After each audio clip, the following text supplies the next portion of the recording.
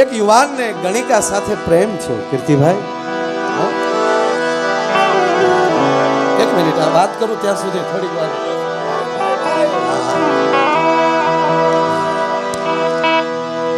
યાદ આવ્યો પ્રસંગ એટલે લવ આપને.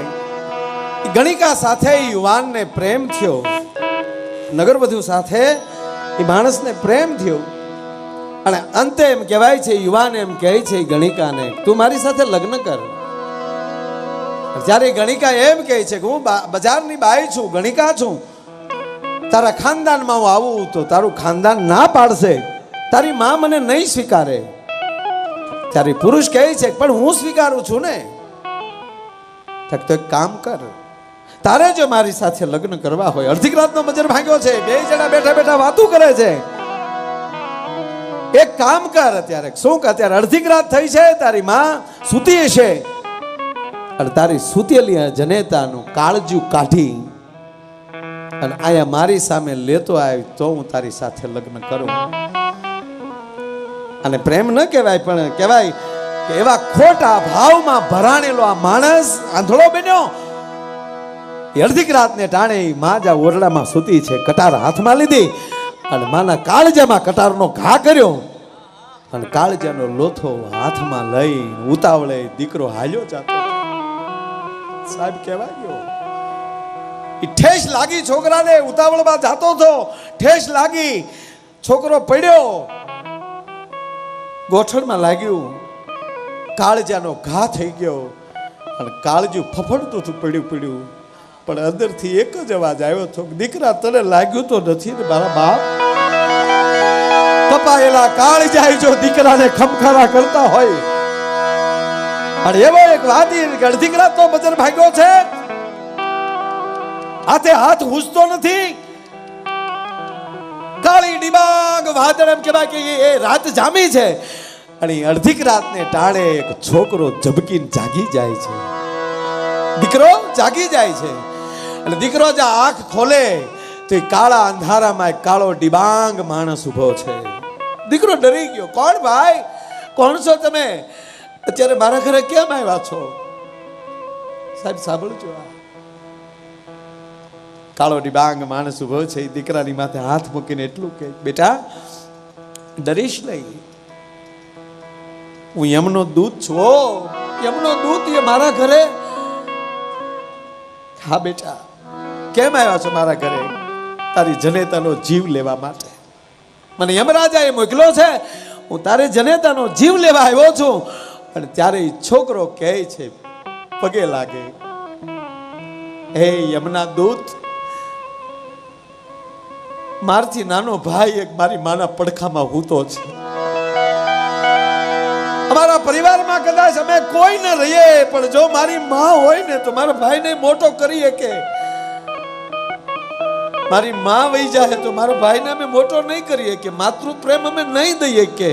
તો હે યમના દૂત, હું તને પગે લાગીને કહું, મારી માને બદલે મારી માને મૂકી દે, મારો જીવ લઈ લે, મને લઈ જા.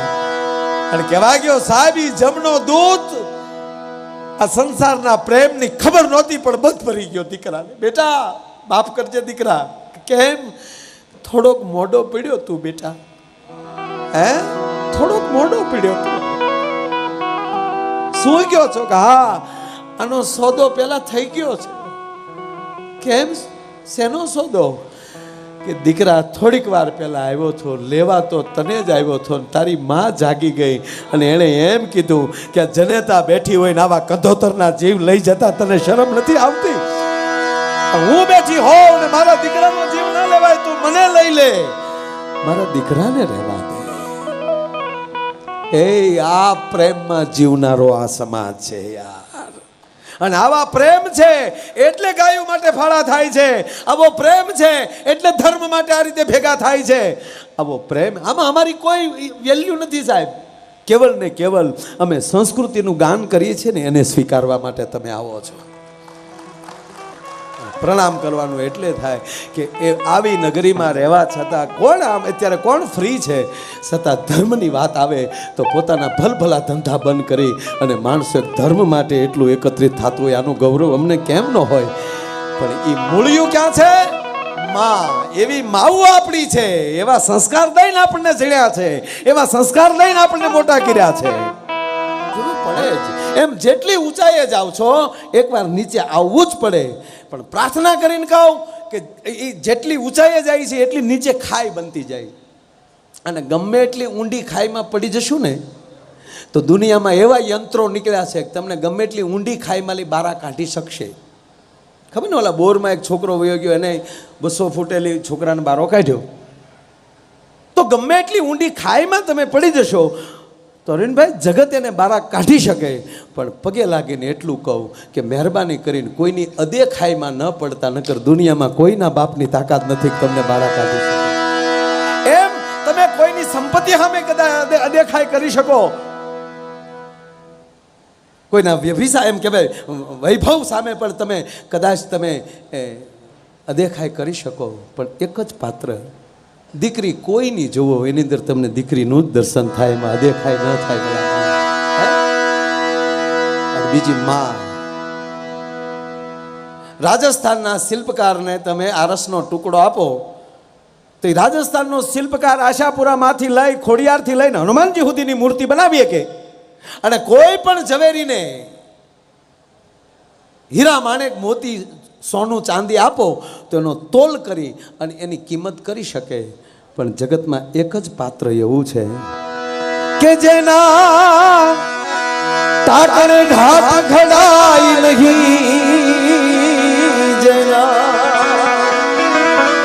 જેના તાકણે ઘાટ ઘડાઈ નહીં, જેના ત્રાજને તોલ તોડાય નહીં.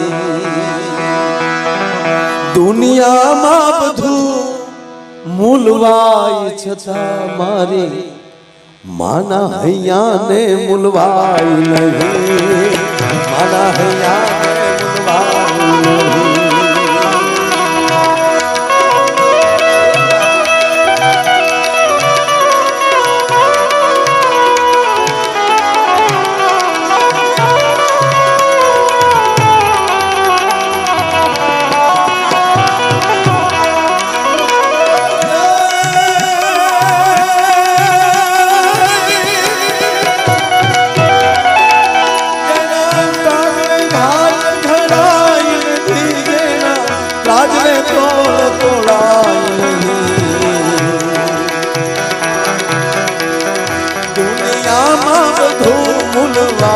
છતાં મારી માના હૈયાને ભૂલવાય નહીં, માના હૈયાને ભૂલવાય નહીં.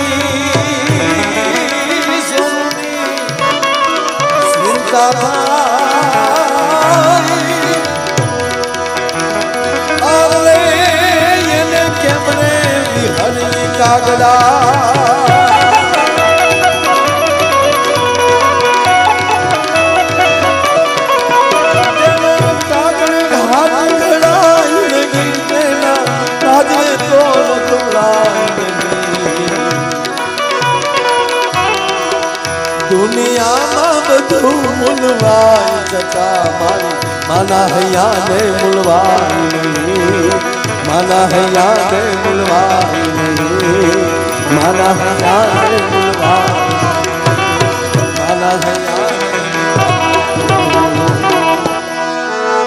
પણ હું મોઢે બોલો હું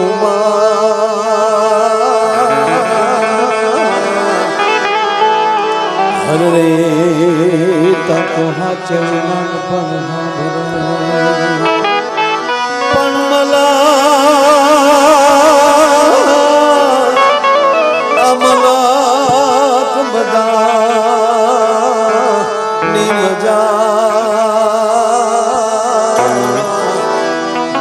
અરે રે મન કડવી લાગે